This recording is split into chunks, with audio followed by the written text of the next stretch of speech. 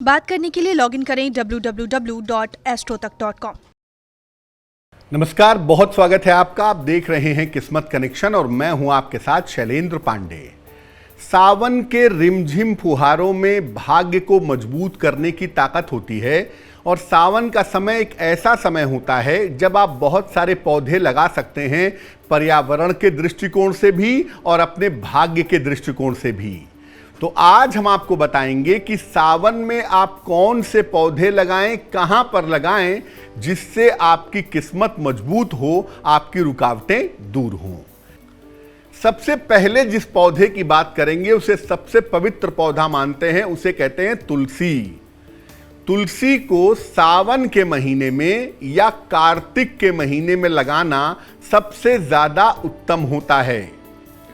तुलसी का पौधा घर के बीचों बीच में लगाना सबसे ज्यादा बढ़िया होता है। वैवाहिक जीवन की बेहतरी के लिए, सुख समृद्धि के लिए और अच्छे स्वास्थ्य के लिए तुलसी के पौधे के नीचे नियमित रूप से घी का दीपक जलाना चाहिए और इसकी परिक्रमा करनी चाहिए। नित्य प्रातः खाली पेट तुलसी के बीज के पत्ते खाने से, तुलसी के बीज खाने से संतान उत्पत्ति की समस्याएं समाप्त होती हैं और प्रातः काल तुलसी के पत्ते ग्रहण करने से वाणी और बुद्धि बहुत प्रखर होती है। अब दूसरे पौधे की बात करते हैं और वो है केले का पौधा। सावन की एकादशी को या सावन के बृहस्पतिवार को केले का पौधा लगा सकते हैं। केले का पौधा घर के पीछे की तरफ या छत पर पीछे की तरफ लगाना चाहिए, सामने की तरफ कभी नहीं। केले के पौधे में नियमित रूप से अगर आप जल डालें तो इससे वैवाहिक जीवन की समस्या दूर हो जाती है। केले के पौधे की जड़ को पीले धागे में बांध करके धारण करने से विवाह जल्दी होता है और इससे जो कुंडली का कमजोर बृहस्पति है वो मजबूत होना शुरू हो जाता है। अब जानते हैं अनार के पौधे के बारे में। कभी भी अनार का पौधा आप सावन में लगा सकते हैं, लेकिन अगर इसका पौधा आप रात के समय में लगाएं तो बहुत अच्छा होगा।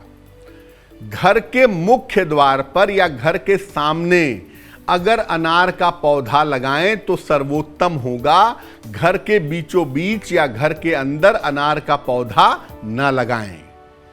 अनार का पौधा लगाने से घर का वातावरण उत्तम होता है, नकारात्मक ऊर्जा समाप्त होती है और जिस घर के मुख्य द्वार पर अनार का पौधा होता है उस घर पर तंत्र मंत्र की क्रियाएं असर नहीं करती हैं।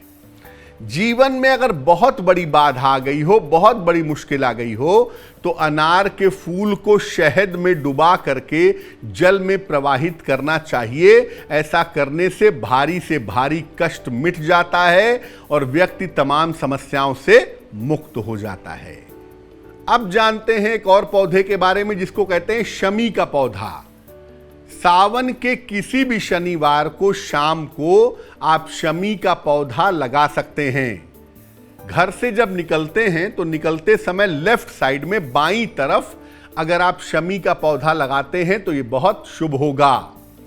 नियमित रूप से शनिवार की शाम को शमी के पौधे के नीचे सरसों के तेल का दीपक जलाना चाहिए। ऐसा करने से शनि की पीड़ा कम होगी और स्वास्थ्य उत्तम होगा।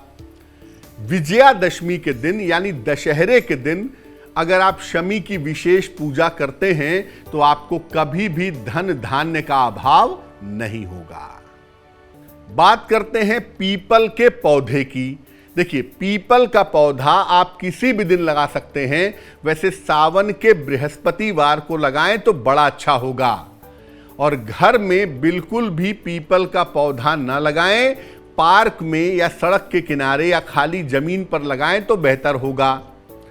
पीपल का पौधा लगाने से संतान की प्राप्ति आसानी से हो जाती है और पीपल की जड़ में जल देने से और उसकी परिक्रमा करने से संतान संबंधी अगर कोई दोष है, समस्या है तो वो नष्ट हो जाती है।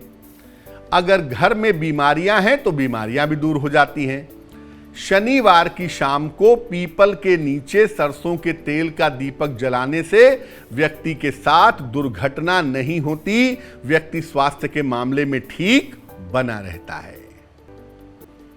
तो आज हमने बात की सावन के महीने में लगाए जाने वाले पौधों के बारे में। अब जान लेते हैं क्या है आज की सलाह।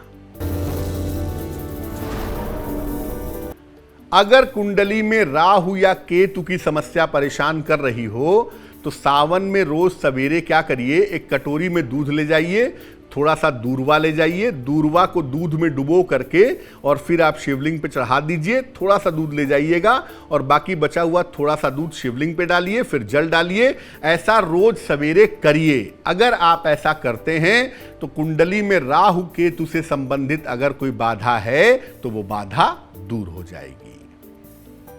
तो आज के लिए किस्मत कनेक्शन में बस इतना ही। फिर होंगे हाजिर किसी नए विषय के साथ, आपकी समस्याओं के समाधान के साथ। तब तक के लिए मुझे दीजिए इजाजत। देश और दुनिया की तमाम खबरों के लिए देखते रहिए तेज। नमस्कार।